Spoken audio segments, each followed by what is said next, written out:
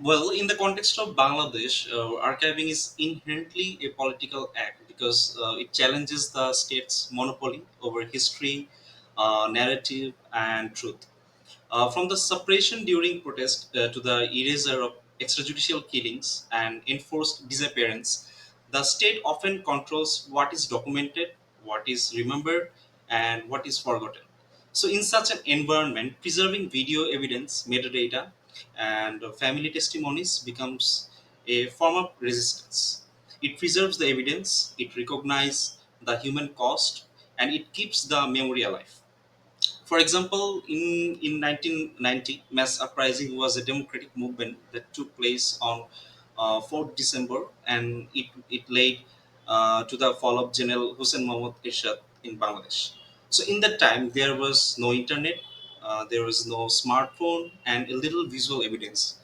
So, if we look at that archive of that time, there will be only news from some newspapers and TV channels that are publicly available. We know that media has its own agenda sometimes, and they under pressure from the authoritarian government, they show a subjective reality.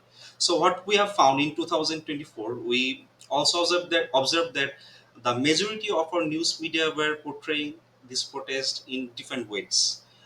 They were focusing on how public assets like television channels, office and metro rails have been vandalized instead of thousands of killings. And as expected, after 5th August, they turned 180-degree position from their previous position. So if any outsider who doesn't know the context of our political environment and tries to discover what is going on here and to do some research on July regulation, if they try to do their research based on those news archives that we have broadcasted in our news channels and newspapers, that will be a mistake.